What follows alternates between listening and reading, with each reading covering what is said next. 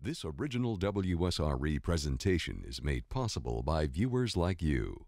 Thank you. He is one of the top trial lawyers in the nation, Fred Levin, on this edition of Conversations.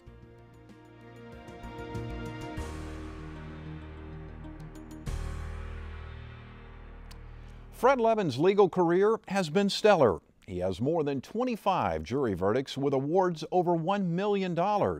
6 of those have been north of $10 million. In a subtle but brilliant move, he led the charge in getting a Florida law changed, which ultimately resulted in the state suing big tobacco companies. The outcome? A $13 billion settlement for the state of Florida. Levin's legal accolades and awards are many, but his success is not limited to the courtroom. His deal-making and management skills earned him respect in a most unlikely business, boxing.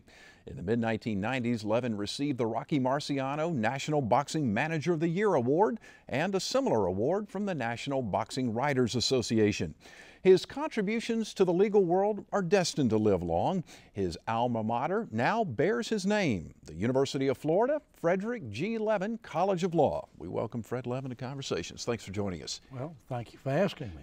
Take me back to the early days. What was it that made Fred Levin want to be an attorney? Well, I had spent 4 years at the University of Florida and had a great time. That was back in the mid-50s. And I was wanting to stay at school. I didn't want to have to go out and get a job. And so there was law school sitting there. And so I figured, all right, I can get 3 more years here. So basically, that's the reason I actually started law. Now, once you got into law school, did you find out, what was it that clicked? Well, up until I got into law school, it was, like I say, it was pretty much a joke. Even in high school, college back then, it really didn't make any difference. If you had a high school diploma, you could get in the University of Florida. If you had a degree, you could get into law school. So I can remember I was sitting in the auditorium. There were 360 new young law students, and they said, look to your right, look to your left. Neither one of them will be here when you graduate. And I got to thinking, out of the to make a long story short, 60 out of the 360 actually did graduate. And it scared me because I said, well, they're going to get rid of people. And I started, I guess for the first time in my life, really got down to hard work. And I studied day and night, didn't attend any football games or anything. I just worked straight through 7 days a week. And it was fortunate that I did. I felt a sense of satisfaction and of accomplishment for the first time in my life. You just found your passion, essentially. Well, yeah. And it was really the sense of accomplishment. I mean, to have gone through your whole life and everything was fun, I mean, this was the 50s. It was just a great time. Just everything was wonderful. Everything was happy. And then, but no real accomplishments or anything. I mean, I had to go to summer school at the University of Florida to make a 2.0 to get out to go to law school. Did I read somewhere the dean of the law school told you when you went on break, don't worry about coming back? Yeah. I went to, unfortunately, my younger brother had leukemia. He was dying, and I had to go see the dean to get out, actually to come home. And he looked over there and he said, Mr. Levin, you just as well not come back because you'll never make it. And I said, oh gosh, that's more pressure that was put on. The irony of it now, and the law school is named after you. How does that make you feel? It's sort of a heady type feeling to go back to the law school and look up there and there's your name. You know, it's. Once you graduated from law school, came back to Pensacola, Florida. Now your brother was in practice, yeah. David Levin, in practice with Reuben Askew, former governor of Florida. Well, he became governor of Florida afterwards. Right. Take me back. How did that develop? David brought you on, and. Well, it was. I actually was going to go into tax law. And when I had graduated law school, the last thing in the world I ever thought about was trial law. I had never actually spoken in front of anybody in my life, scared to death. And so I went in with Levin and Askew, and all we did was basically divorce cases and some little bit of criminal cases. And so I was waiting around a year till I actually would go to NYU tax law school. 'Cause I was good in math, but and I did have great grades in law school. And this is where I was going to, I assume, have my career. To make another long story short, a lady came in and her name was Angeliki Theodore, and she had a house out on Scenic Highway, and it had burned down. And it was Allstate Insurance Company, and they offered her like $15,000 to settle for the fire, and she wanted $18,000, and so I filed a complaint. And on the other side was Burt Lane, and Burt was the meanest, toughest lawyer this town had ever seen. And he called me up and he said, "Fred, this is Burt Lane." I had not asked for a jury trial. He said, "I've convinced Allstate to go to $15,750, and if you don't settle, I'm going to have to ask for a jury trial." Oh, God. I mean, he was the baddest man on the planet. And I never had, like I said, I never had spoken in front of anybody in my life. I couldn't sleep. I called Miss Theodore in, and I told her I'd waive my attorney's fees if she'd take it. Almost begging her to take it. Nope, she wanted $18,000. So anyhow, again, to make a long story short, I go to trial. I remember it was in federal district court, and at what was now the Arno building. And I can remember the bailiffs, the marshals, everybody, "Are you going up against Burt Lane? Are you crazy?" And I'm sitting there just shaking like a leaf. And anyhow, I went to trial, and I worked so hard. And all of a sudden, I went in front of the jury, and incredibly, I got a $50,000 verdict. And that set the stage. I figured maybe I got something going here, and so that started my career, and I said, to heck with tax law. I'm glad you did too, Yeah, I'm sure. yeah. Yeah. What is tell me this, when you're doing a trial like that, what is more important? Is it the performance aspect of it to the jurors, or the communication ability to the jurors, or is it what goes on beforehand? What goes on before. Preparation is clearly the most important thing, the same way that it was in law school. You know, a lot of guys can go in and pick up a file and go to trial over the weekend. I can't.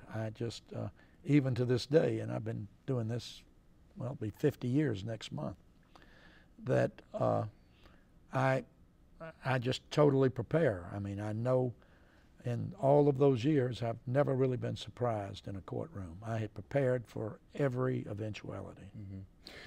Is it possible to be very, very successful and not be, you obviously have to be a pretty good performer too, though. I mean, is it possible just to be so good from the preparation and from the legal standpoint, and maybe not be so good on the performance side and be super successful? Oh yes, really? Yes. I think that's me. I mean, I'm certainly not the actor type or anything like that, but I think sincerity, I think believing in your case, total preparation, so that there's nothing that takes place that shocks you or surprises you. Right.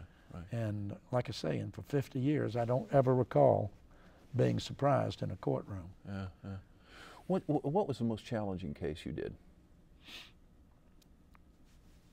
Gosh, well, probably the case that my career took off on is Thorshaw versus the L&N. This was the train that came through Pensacola and overturned down on Gull Point before you get to well, there wasn't an interstate bridge back then. And it overturned, and there was anhydrous ammonia that escaped, and it killed Dr. Thorshaub and his wife. And I handled the case, and at the time it was the largest jury verdict in the country, and for the death of a wage earner and for the death of a housewife.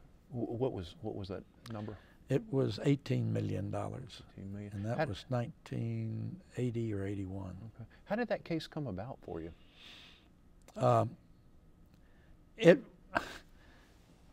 can remember I was in New Orleans when I got the call, and I mean, everybody knew about the accident. Right. It was headlines. Right. Pensacola had a lot of problems with derailments and things of that nature. And so when somebody called the office and said they were calling about that case, they ran me down, and it was actually they had called a couple of law firms, and fortunately they selected me. Yeah, interesting. When you go up against a big company like that, and of course L&N Railroad, they would have been a pretty big deal back in those days. What's it like? I mean, I'm not sure that most people realize, I mean, you end up putting a lot on the line financially and otherwise, don't you? Gosh, yes. Well, the sad thing is that on the other side of these cases are major law firms, and they charge by the hour, and they get big fees. And whereas, like when they go to take a deposition, they may bring 3, 4, 5 lawyers, and they take forever because the clock is running. And they don't have the passion that I think is necessary. So even though it's just me on the other side with my little crew, we, number one, my fee is dependent on winning. We have a lot of money on the line. I mean, it's just unfortunately got through losing a case in Montgomery, and we had almost $500,000 out-of-pocket cost in trying the case. But so you got a lot on the line, and a lot more than the other side. So, and even though they're brilliant lawyers, or they never would be, they were made great grades in law school, they never would be working for these Wall Street firms. But we've got a lot going for us, and that is and it's not just the fee. It's you're representing somebody, and you feel very passionate about it. A cause. Yes. Yeah. One of the things that you're known for, and I understand it's an interesting story, and I want you to tell it, is making a change, or being instrumentally involved in making a change in a Florida statute that eventually allowed the state of Florida to sue big tobacco companies. Tell me more. I was in Whistler, British Columbia, and I was a smoker back then. I was smoking a cigarette and having a drink at the bar when a friend of mine came up, and he said, "We're thinking about bringing a lawsuit for the state of Mississippi against the tobacco companies. Would you be interested in Florida doing this?" And I said, "Absolutely not." Tobacco had never paid 1 cent in any case. This would have been 97, somewhere around 15 years ago. Anyhow, I came back to Pensacola, and I was just looking through the statute books, and all of a sudden I looked down, and there was this statute called the Medicaid Recovery Act, and it allowed Florida to sue anybody who causes an injury to a citizen of Florida that the Florida Medicaid recovery, the state had to pay for the medical bills. And I realized that just with a change in the statute here, a comma there, or just a few word change, that I could make this statute apply to tobacco. A lot of little things that which would not be significant to the audience, but there were a lot of little things that would have kept us going forever if under the regular law. Anyhow, we eliminated all of those things. I then went to W.D. Childers, who was the president of the Senate. We went and talked to Governor Childs. Governor Childs said he loved it. He loved the idea. And I can remember I said, well, let's just go have a press conference. And he said, no, there's no way this would ever pass. He said, we can't get a 5-cent tax on tobacco. They're too powerful. So it actually, the statute was passed. These minor changes were, Senator Childers took care of. It passed, and then all of a sudden tobacco realized what had happened. They came in the next session of the legislature. They got them to repeal the law. The governor vetoed the repeal. Then the next session of the legislature, they came within one vote of overriding the veto. It just goes to show you how powerful tobacco was. And the lobbyists, they spent millions of dollars. As a result of that statute, tobacco, then it went up to the Florida Supreme Court, which said it was constitutional. And as a result, every state would have done the same thing. Yeah. It didn't make any difference because Florida ended up getting $13 billion. So tobacco knew at that point they were in trouble, because no matter how powerful they are, that the state of Alabama is not going to turn down $4 billion. And this was 15 years ago. Yeah. And so they made a national settlement.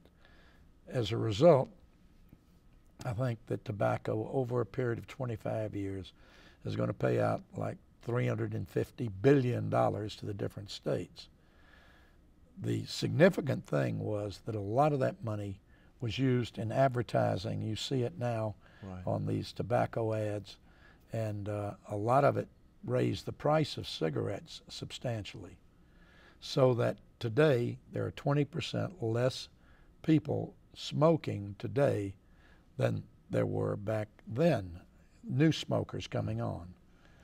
The bottom line is that probably within the next 2 or 3 years, because it's been going on for 10, 12 years, it will save about 100,000 American lives each year in this country as a result of that tobacco case.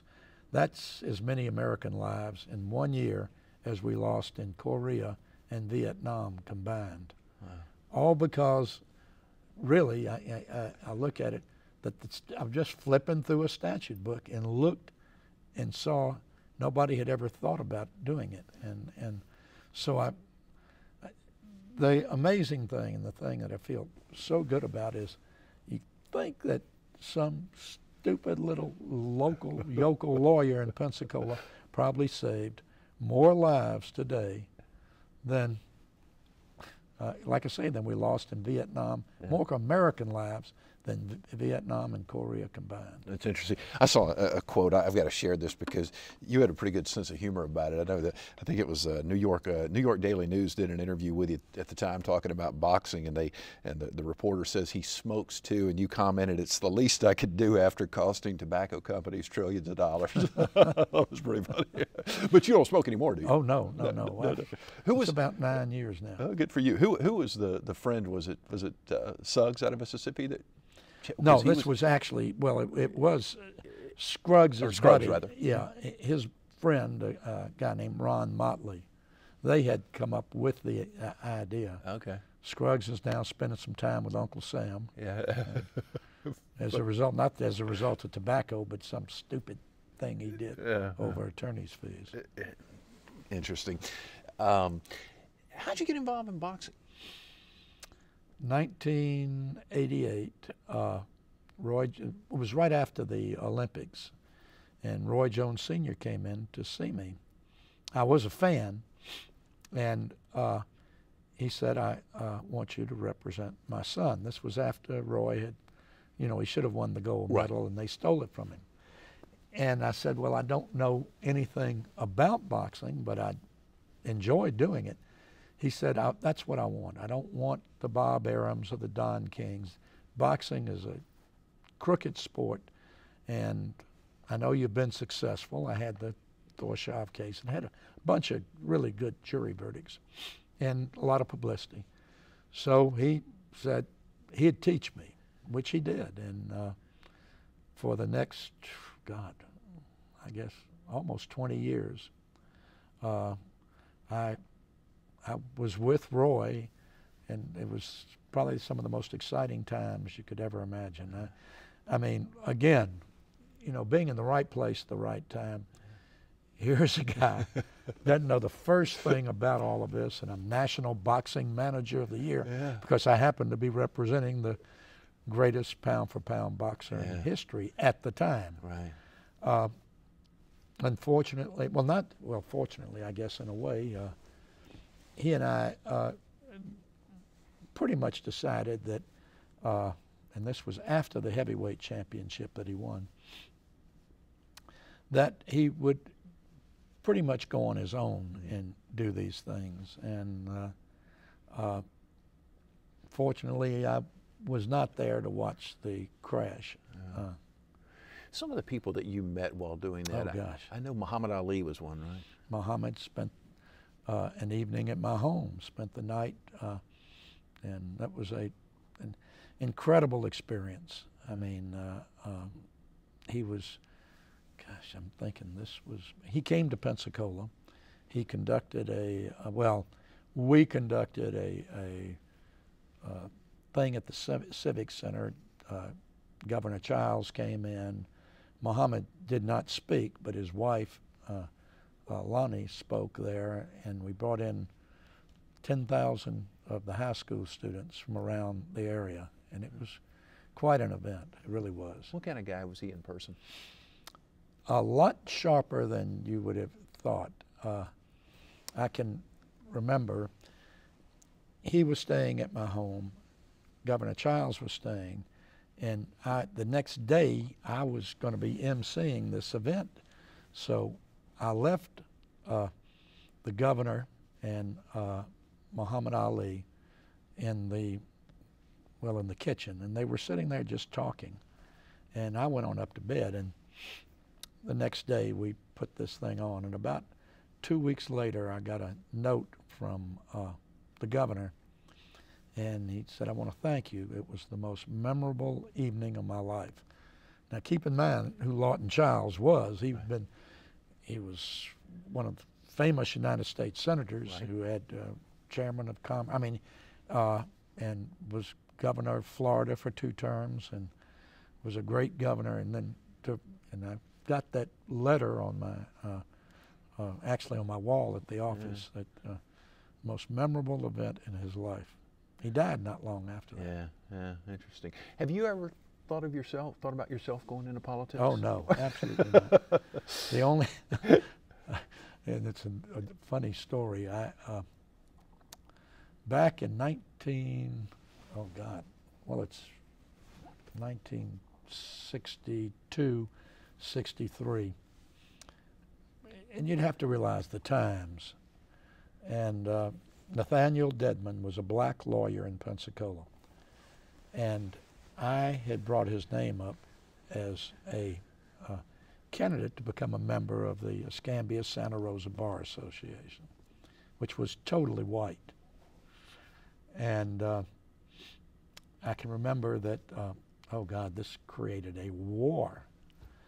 Oh gosh, they called my wife, the other members. I mean, you got to realize the times. Yeah. And so anyhow, his name came up, and they did not approve him. Well, the next meeting was the election. This is the only time I ever ran, and they had the nominating committee meeting, and it said, and for president of the Bar Association, that's such and such, vice president and secretary treasurer, and for a member of the board of directors under 5 years and Fred Levin. So somebody said, I move that the nominating commission be approved by acclamation. And they said, no, let's do it one at a time. So president got elected, vice president got elected, secretary treasurer got elected. Then they put one of the members up against me. And they said, well, y'all go outside. So we went outside, and there were, and nobody had ever been defeated by, all right, well, I got beat. It was like 98-5. Oh, boy. And I had 6 members of my law firm there, so I never knew who. So that was the last time I ever ran for anything. I got you. Speaking of the law firm, you have a big law firm known nationwide. What do you look for when you bring a young lawyer on? What traits? Well, first, the education. I mean, he has to have done reasonably well. How he handles himself. I mean, we're a trial firm, and that means you've got to, and also hard work. Is he the kind of guy that's going to be working? I mean, I work 7 days a week. I know who's there at the office and who isn't there. So, and it's expected. But there, and most law firms want a more well-rounded person, and rightfully so. I mean, I think my family suffered a great deal as a result of my working all the time. But I had gotten into that game when I was in law school. I mean, I worked 7 days a week from the time I'd get up in the morning till the time I'd go to bed at night. So unfortunately, I think your family, I mean, I've missed all kinds of graduations, but fortunately, I should have had 4 very dysfunctional children. They've all turned out extremely well, so it's I guess they took their mother's genes. Well, but 2 of them followed in your footsteps in law. Yeah, right? Marcy is a circuit judge. Right. Martin may have been the best lawyer A to Z I'd ever seen. He graduated #1 in law school. He was highest honors at Stanford in economics. And he came in one day after practicing for about 12 years and said, this just isn't for me. He said, I've been accepted at Harvard Divinity School. And he went off. He got his master's degree there. He's got his master's degree in public health. He's now the general counsel to the Robert F. Kennedy Foundation. And he still does a lot of work for the firm. And he's more or less guess he thinks he's going to save the world. So interesting. We could go on for another hour. Unfortunately, we're out of time. It was a real pleasure. Thanks for spending some time with us. Jeff, thank you for asking me. Anytime, I'll be happy to. We might have to have you back. We got another hour's worth of stories. Oh, sure, sure. Fred Levin spending some time with us. He's one of the top trial attorneys in the nation. Greatly appreciate his time here today. By the way, you can find us on Facebook. Just search out Conversations with Jeff Weeks. And you can also view some of our past episodes online, WSRE.org/conversations. I hope you enjoyed our broadcast. I'm Jeff Weeks. Thank you for watching. Take good care of yourself. We'll see you soon.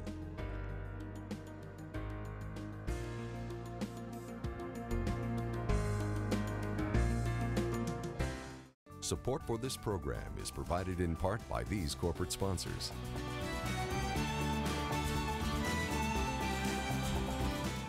And by viewers like you.